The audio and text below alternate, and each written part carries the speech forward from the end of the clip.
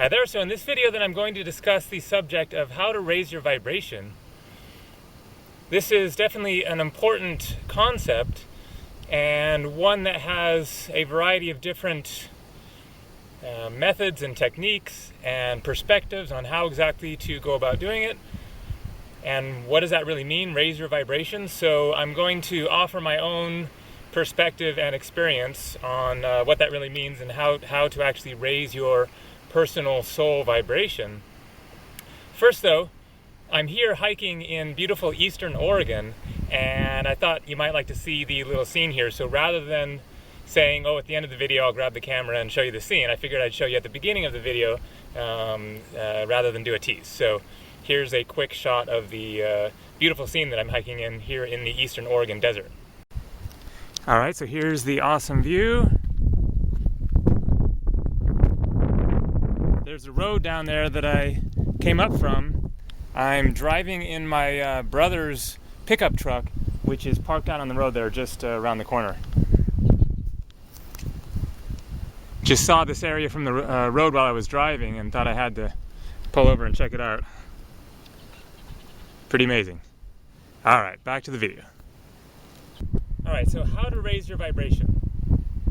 I'm going to give an analogy here that I've used in previous videos, but it is a good one, I think. It really illustrates energy and frequency and the concept of that which is closer to God or source energy and that which is further away from God or source energy. So the analogy is of a rainbow. Now, what is a rainbow? A rainbow is white light which has been fragmented into multiple colors. So you take white light coming from the sun there, and through some sort of a prism, whether it's a crystal or the slight rain falling, through some means, then you fragment that light and then you get the rainbow spectrum of colors. So you have this this layer of different looking colors that is based on vibration. So at the top of the spectrum is purple, and then you come down to indigo, a darker blue, and then blue, a lighter blue, and then green, yellow, orange, and then red at the bottom of the rainbow spectrum. So red is vibrating at a lower frequency and has a longer wavelength than does purple at the top of the spectrum.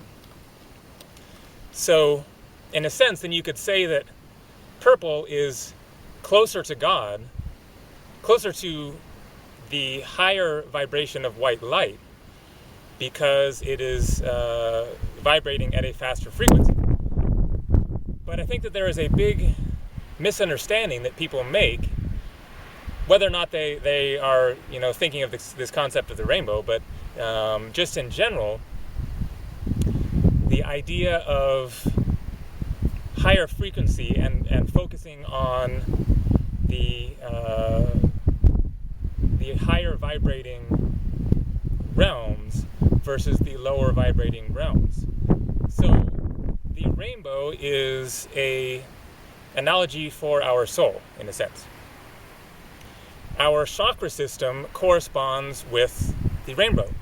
Anyone who is familiar with the chakras knows that the upper chakra corresponds with the color purple at the top of the rainbow frequency, and then you move down through the chakras, and we have 7 chakras, depending on who you talk to, but generally agreed upon 6 or 7 chakras corresponding with the main colors of the rainbow.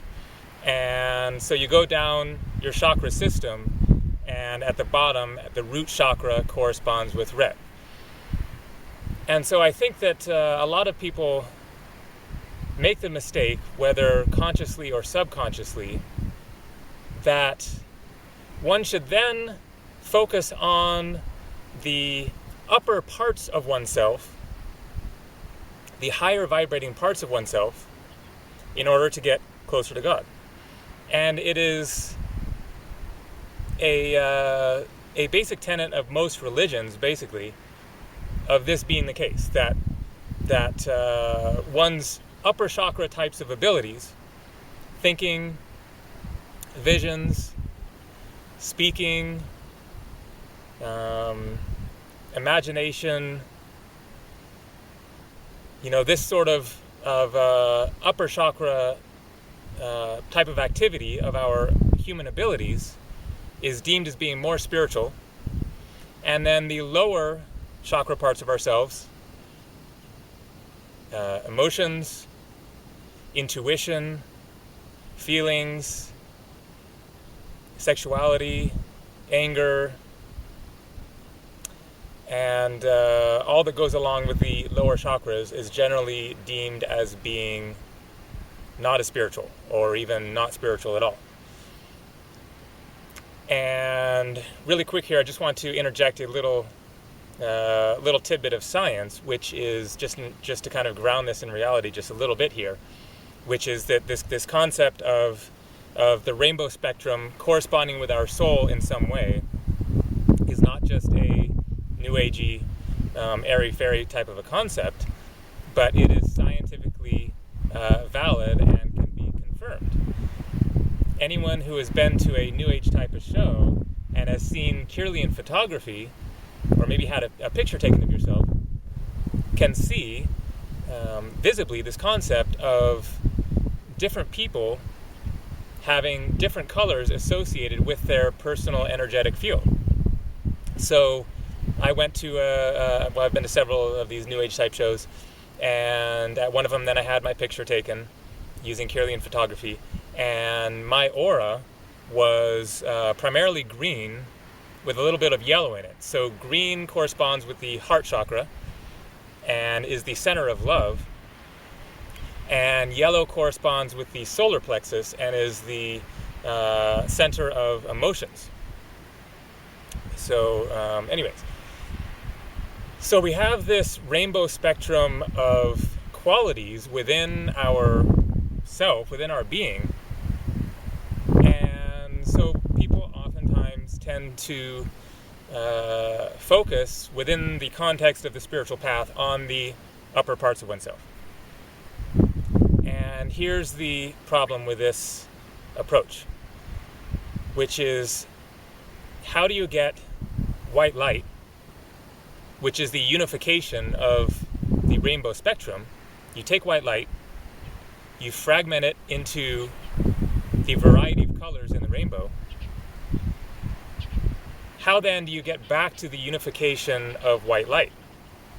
Well, you have to have the full color spectrum. You have to have all the colors of the rainbow, because all the colors of the rainbow came from the white light. So you can't just take purple light, for example, and focus there and think, okay, the key to enlightenment then is to just focus on the third eye, or just focus on the crown chakra, and make one's focus completely centered on the upper part of oneself, and think that that is the ultimate key to enlightenment. Because that is not unity. That is not embracing and working with all the parts of oneself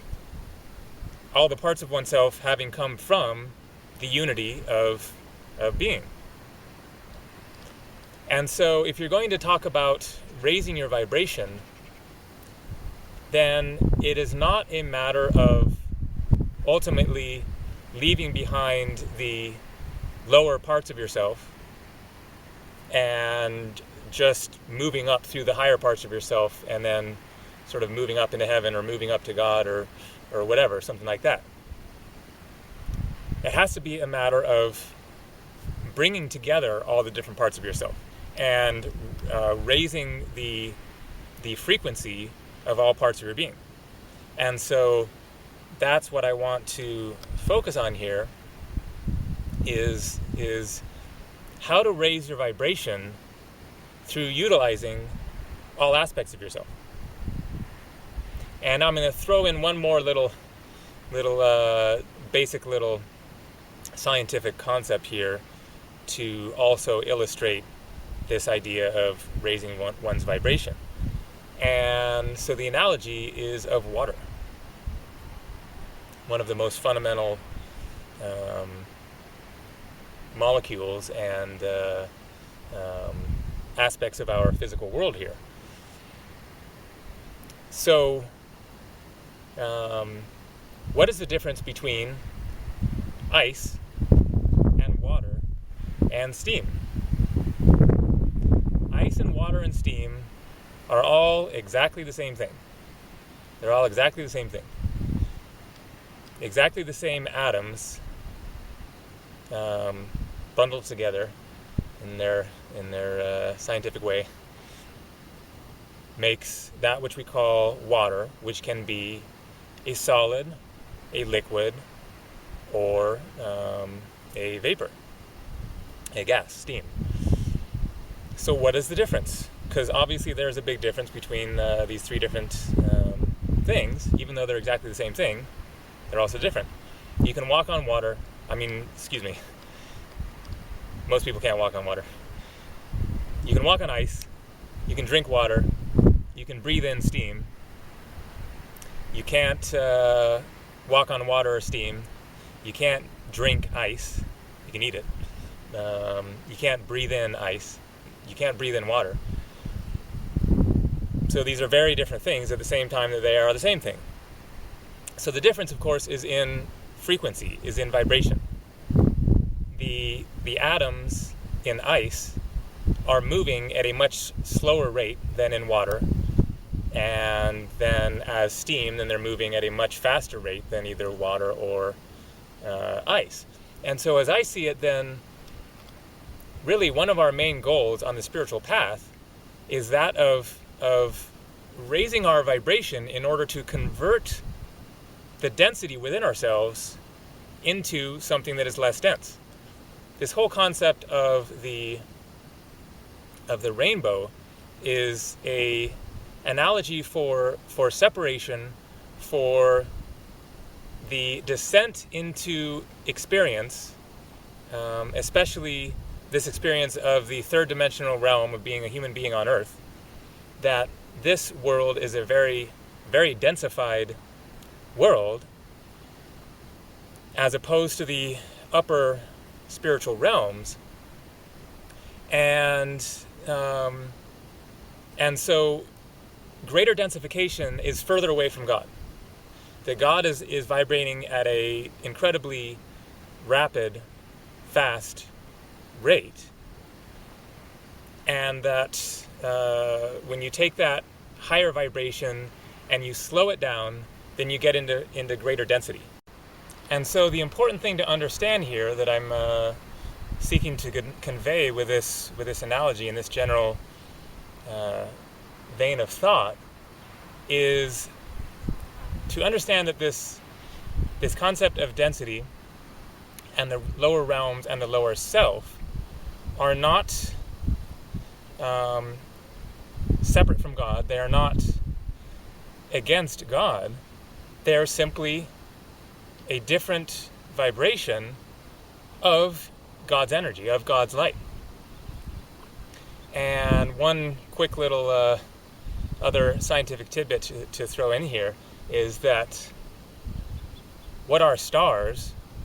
The source of light, which is the source of all life for us here, but stars are atoms that are vibrating at an incredibly, incredibly rapid rate. Stars are, of course, extremely, extremely hot. And so maybe that's just one other little clue to the concept of increasing vibration, that perhaps stars are a element of this universe that is closer to God, being the source of all life here as well, as opposed to things in this universe that are vibrating at lower frequencies. It's all part of God, but the question is, what is at a rate of vibration and in a state of being that is closer to the original state of God. So it's a matter of not separating things out and saying this is of God and this is not of God, but what is in a state of being that is closer to that original state of God of being unified. And how then can we move our beings, our souls, back towards a state of our own and God's original state of being, of higher vibration, as opposed to getting mired down in the muck of lower vibration. And so the main point here then is how can we increase our vibration, not just by focusing on the upper parts of ourselves, but by bringing all aspects of our being that are truly part of our being along with us in the process. And I'm going to throw one more little analogy out there, a very simple idea, but to a great extent, many spiritual paths are so focused on one's thoughts and one's mental frame of mind as the ultimate solution to things, and in the process neglecting the lower parts of ourselves and our feelings and emotions. Many spiritual paths basically say, feelings and emotions and sexuality and passion and intuition is all just kind of unpredictable and brings about a disturbed, chaotic state of mind. And so one should forego and forsake and deny those inner experiences, those parts of ourselves, in order to focus on, pure thought and being in a state of mental clarity and peace of being. And a simple little analogy to understand what this is doing is, imagine a rubber band that is wrapped around something, and the rubber band wants to be free of this thing that is wrapped around. So we all want to be free within our souls. And one end of the rubber band represents the lower self, the lower chakras, feelings and emotions and all this. And the other end of the rubber band is the upper self, thought and the mind and the upper chakras. And the way that the rubber band is seeking to resolve this situation of being stuck, attached to something that it doesn't want to be stuck and attached to, is that one end of the rubber band is steadily moving this direction.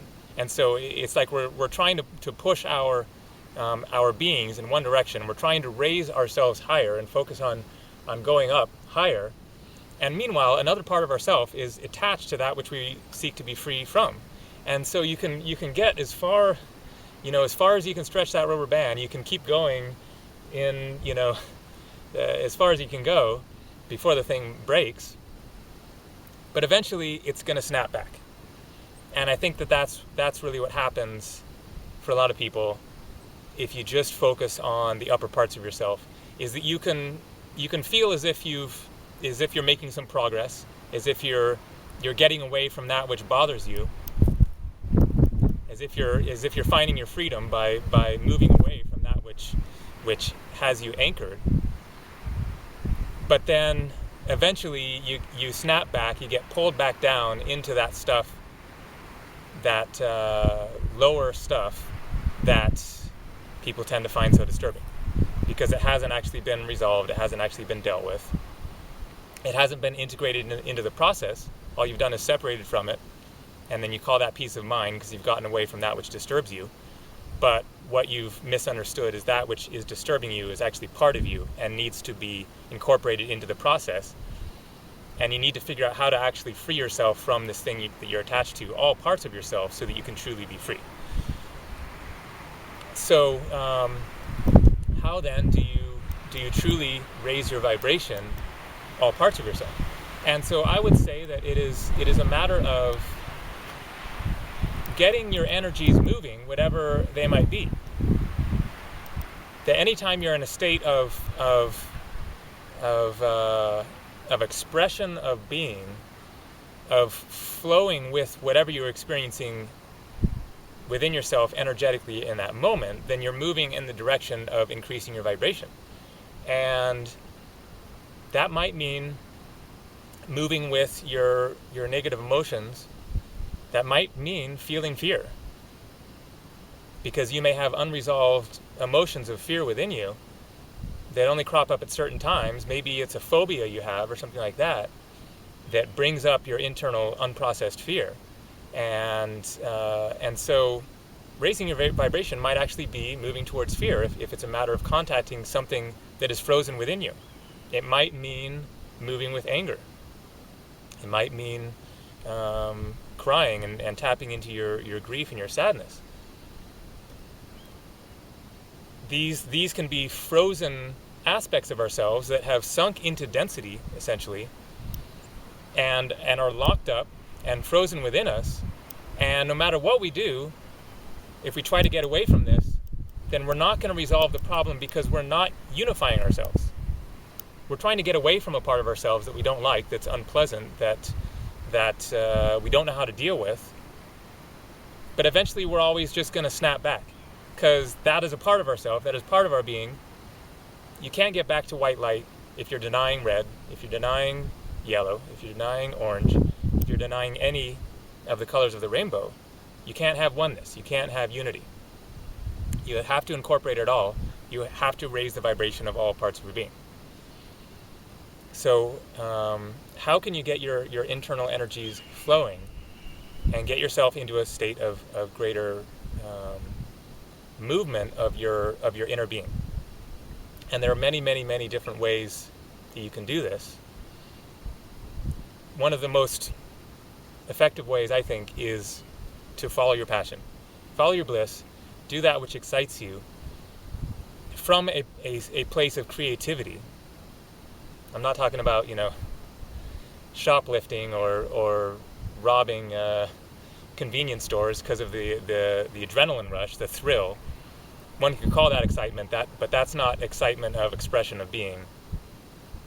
That is an excitement that is based on a temporary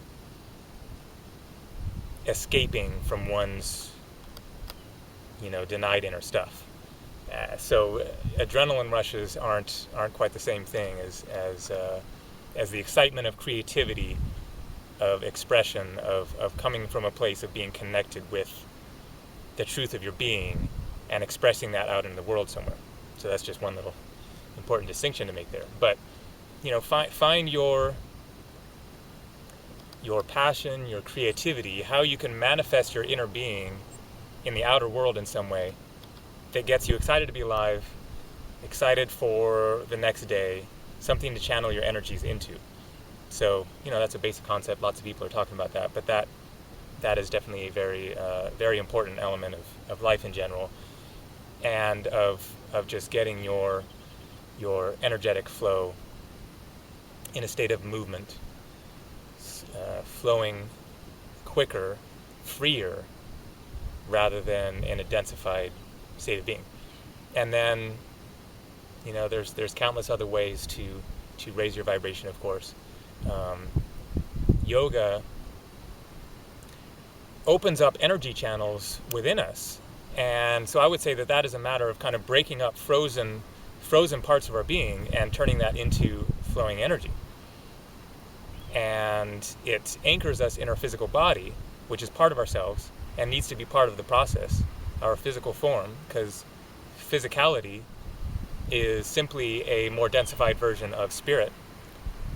The physical realm, our physical body, is spiritual. And so the important thing to take away from this then is simply a matter of how can you figure out how to tap into your frozen energies within and break them up and increase their vibration in order to get all parts of yourself in a state of movement, in a state of flowing instead of being frozen and locked up and held down and repressed.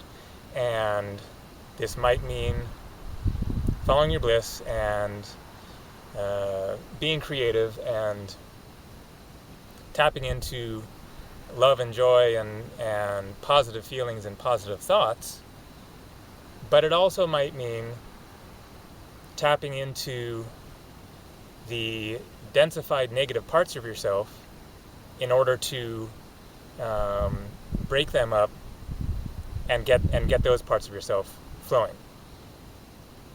That if you only focus on the positive and the enjoyable, if your being is all happiness and love and light, then great. That's what you got to work with. That's where you're at. Then you're in a great state of being there. But for the vast majority of us, then there is a great deal of negativity within us that has been repressed and denied and neglected, and has fallen down into greater and greater density. And so it's like we have these chunks of ice within our being that need to be dealt with, and they need to be thawed out and